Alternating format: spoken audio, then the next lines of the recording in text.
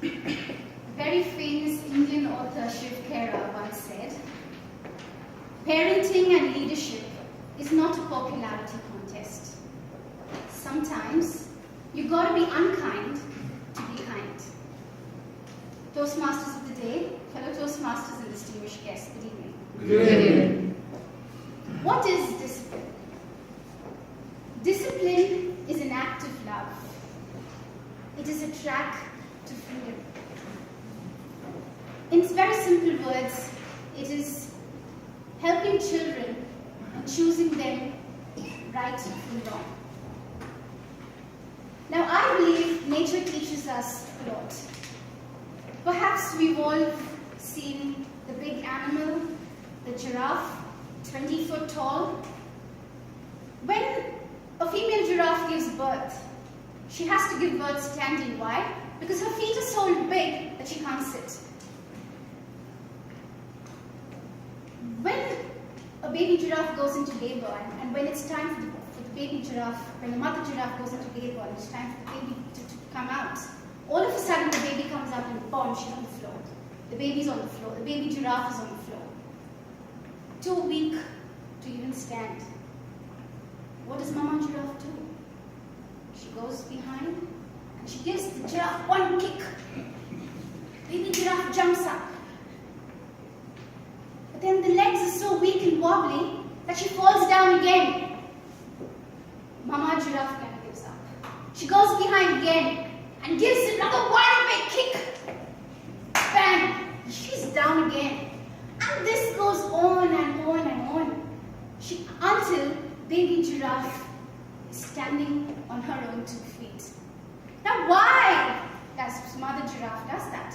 Because she realizes that for the baby to survive in the jungle, she has to do that so that she can be saved and not be eaten by the predators.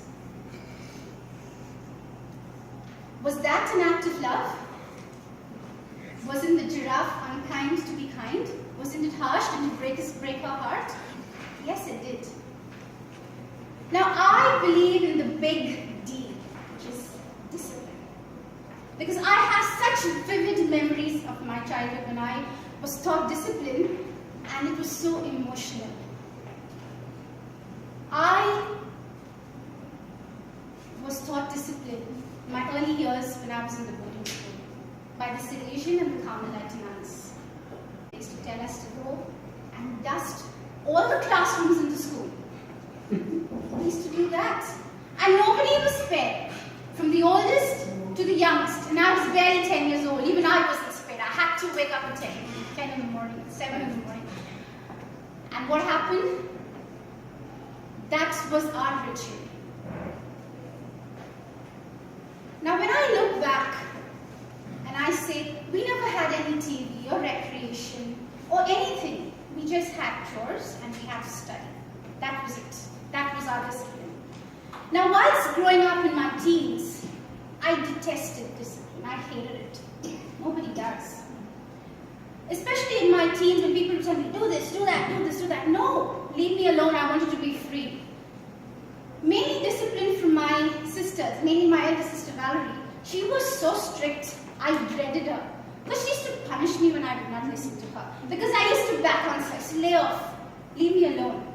Because I wanted, for me, my discipline was going on a train with no tracks. I just wanted to go. Don't stop me, let me be. But my sister never gave up. Because she loved me so much that she took on the role of Mama Giraffe, who I missed very much while I was growing up. She was barely in her 20s. And she took on the role, the responsibility of my family. I remember my father taught her how to discipline. And my father had the rule, you spare the rod and you spoil the child. So for her, this was it. This was discipline. I had to take care of my baby girl like this, and she would do that. And when she used to, of course I used to beat her at times, which I deserved. But when she would do that, after a little while, she would call me and she would hug me and she would kiss me and she would tell me why she loved me in her own tongue. her so much because she took on the role of my mother. Now, there was one time where I realized that this is my anchor. My sister is my anchor. She's my world. She's my life. She gives up everything just so that I can be happy.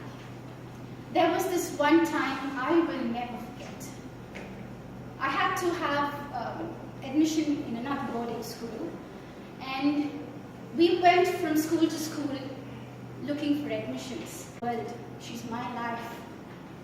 She gives up everything just so that I can be happy. There was this one time I will never forget. I had to have admission in another boarding school, and we went from school to school looking for admissions, and we never got any admission. And when we were rejected, I could see tears in my sister's eyes. But there was this one convent, auxilium convent, where I got admission. The Salesian nuns actually took pity on my sister because she seen how emotionally drained she was, and she gave me admission. And that's when I seen a big broad smile on my sister's face. And I told myself deep down in my heart that I would make her proud one day. So those were my disciplinary days. Now when I think of discipline, I think of this story which goes like this. There was this man who was going to be hanged by the judge, and the judge tells this robber, do you have any last wish? And he says, yes, I want my mom and dad also to be hung with me. So the judge says, why? She says, you know why? Because when I was growing up, and when I stole a pencil, which my mom and dad knew, they never corrected me. When I went to the store and I took the chocolate, and I ate it, they knew I stole it, but they never corrected me. They let me eat the chocolate. As the years grew on, I started stealing in my neighborhood, and here I am today. So if there is anyone to be in jail or to be hung, it's my parents. Of course, it doesn't take away the responsibility of this individual as well. But my question to you is, was that good parenting? Did they love their children enough? Did they love their son enough to correct him? No.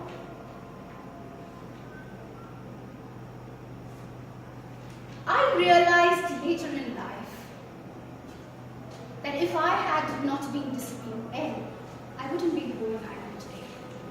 Because I strongly believe that if you do not obey orders, you can't lead. Now I am a mother, and when I discipline my son, he hates me. And you know, there is a saying, if your son or your child comes and tells you, Mom, I hate you, then you know you're doing a good job. You know you're doing a good job as a parent. And my son in jail or to be hung, it's my parents. Of course, it doesn't take away the responsibility of this individual as well. But my question to you is, was that good parenting? Did they love their children enough? Did they love their son enough to correct him? No.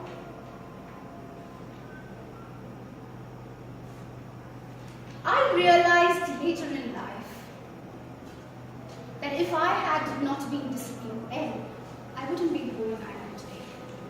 Because I strongly believe that if you do not obey orders, you can't lead. Now I am a mother, and when I discipline my son, he hates me.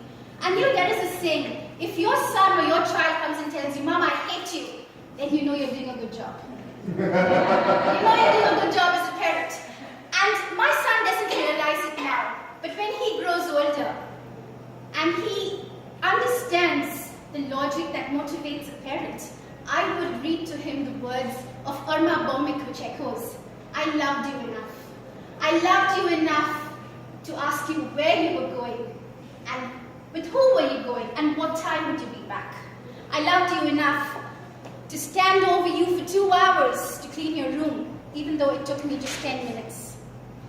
I loved you enough so that you could go through all the hardships in life, even though the penalties would have been very drastic. It broke my heart. But most of all, I loved you enough to say no to you. And you hated me for it. But that was the hardest part of all. So my dear Toastmasters, parenting is not a popularity contest. Okay? So I urge you all, would you be a mama giraffe and be unkind to your children in some times where you have to be kind? Over to you.